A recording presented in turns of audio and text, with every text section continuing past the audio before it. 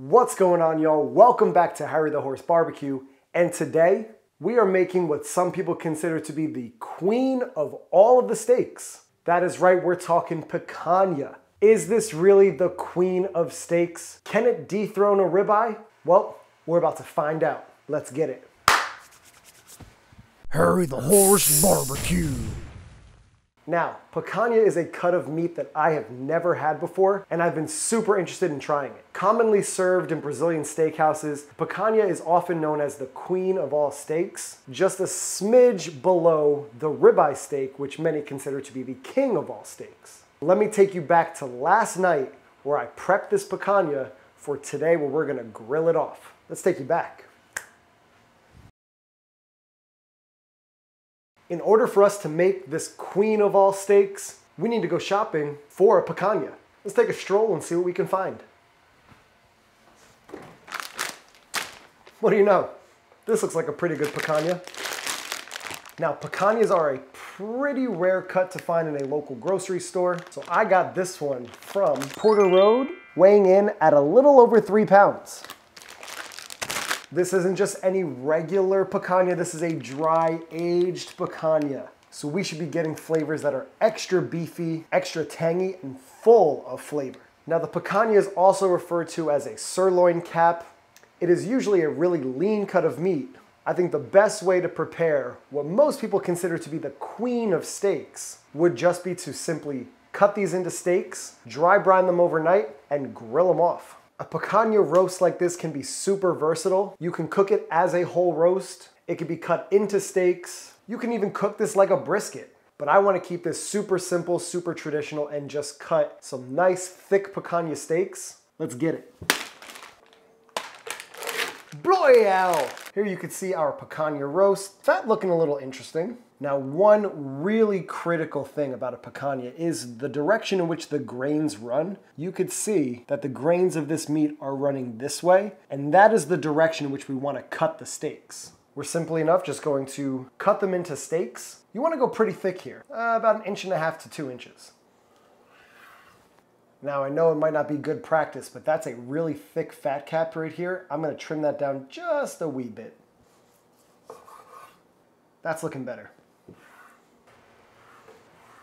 This is gonna make a nice little pit snack. Now to season up these mamma jammas, all we're gonna do is hit them with some kosher salt.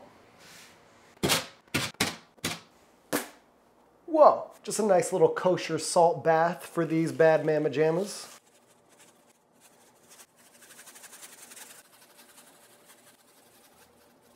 Oh yeah, these are looking so damn good. Get it? Like sodium?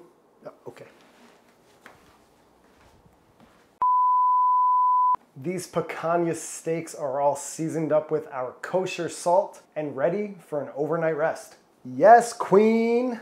We're gonna put these queens to bed and we're gonna grill them off tomorrow for some beautifully medium rare picanha steaks. Let's go, queen. Nighty night, my lord. Let's catch some Z's. And here we're gonna wake our queen from her slumber and check out our dry aged, dry brined picanha steaks. Not too bad. Whoa, it's raining picanhas around here.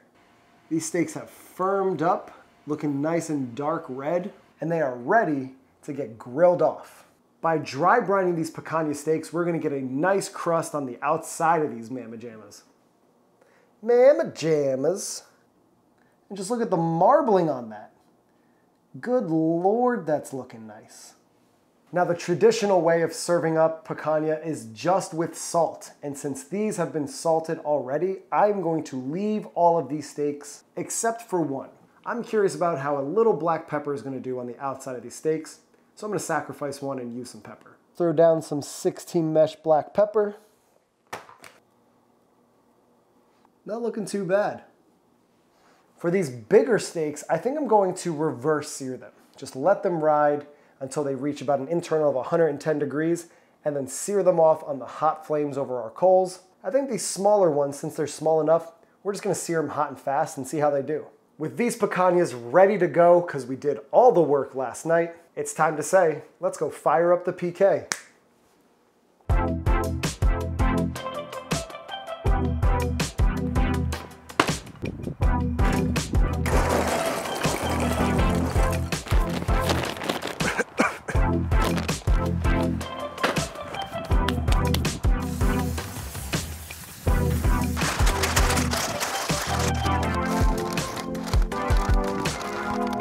Let's get it lit.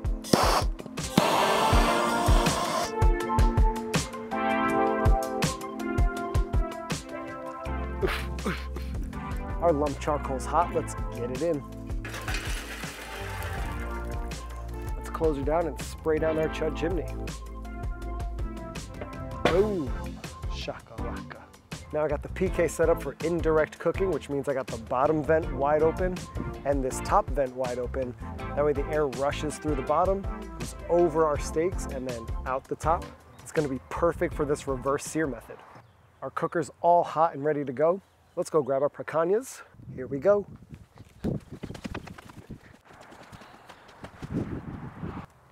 Dry brine picanhas, ready to go.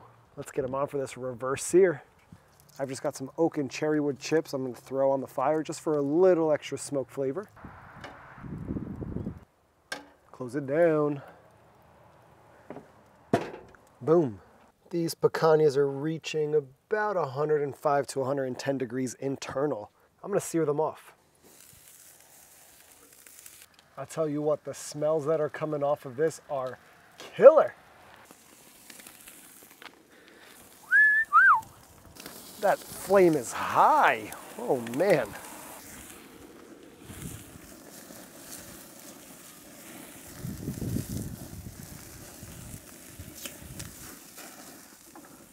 That was crazy. Wow. It's always good to have a hot zone and a cool zone. You could see how easily those flare-ups occur with this fatty cut of meat. This picanha is ready to go. Just take a look. These picanhas have been resting for about 10 minutes and the smell is out of this world. It just smells like the greatest grilled steak with like this tangy scent in the air from the dry age flavor. I can't take it anymore. I gotta slice into these. Let's get it. One with a little black pepper and this thick boy right here. You can see the grain running lengthwise throughout this steak. It's essentially running this way. We want to cut perpendicular to that. If we orient our steaks this way, we can just slice them across the grain.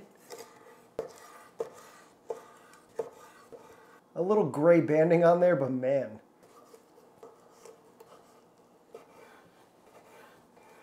Hello. Looking pretty spot on there too. Man, oh man, that looks good. Let's try the picanha with just the salt. OMGzy, that is good.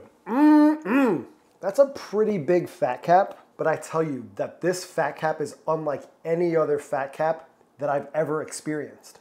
It literally disintegrates. It's actually like it's supposed to be part of the steak. It's almost like, if I had to describe this relating to very common steaks, it's almost a mix of the three most popular steaks. It's almost like a mix of the eye of a ribeye. It's got the tenderness of a filet. And then it's also got sort of this really beefy kind of New York strip flavor. Picanha, more like pecan, yeah.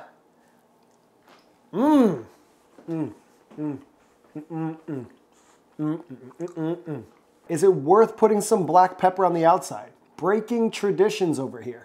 I didn't think I'd say this, but I think I like the one with the black pepper more. And with the black pepper, it actually attracts a little bit more smoke. So this one is definitely smokier. The flavors on this picanha are hitting. You've gotta try this out. Make sure we take a looky-loo at that. You just can't go wrong at any part of the steak. Mind blown at how good a picanha is. Where's this been hiding from me my whole life? Who kept you from me? I can totally understand and agree with why people are calling this steak the queen of all steaks. Does it stand up to the ribeye? If you're not a big fan of super fatty cuts, especially the fat cap, this might not be your go-to, but this definitely stands up to the ribeye steak. Now, I just cooked a ribeye steak in last week's video. These picanhas, I'd say, are easier to eat because they're so easily sliceable, but it's really hard to beat a bone-in, thick-cut, dry-aged ribeye. This is a close second.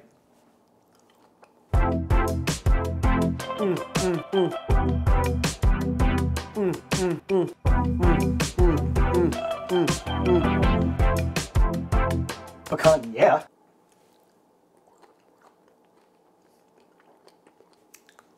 The fat just lingers on your lips. Thank y'all for tuning in to Harry the Horse Barbecue. I really appreciate you checking out this video. This dry-aged picanha from Porter Road was no joke. Make sure you hit that subscribe button. I know you want to do it. I made the picanha for you, so just hit it. You know we got that crispy, crunchy fat on the exterior of that picanha, so that's that crispy bark, so you gotta slap that like button. Sear it off like we seared these steaks. Comment down below with your favorite way to cook picanha, or if you think I should be cooking picanha a different way. What other steaks are y'all interested in seeing me cook? If you like what I'm doing, you can follow me on Instagram at Harry the Horse Barbecue. Tag me in what you're cooking so I can see it because it really inspires me to get outside and cook. Make sure you hit that notification bell. Everybody wants those noties. And with that being said, y'all, there's only one more thing. This one's going straight to the horse's mouth. We'll catch y'all in the next one. Peace. Yes, queen. Yes, queen. Yes.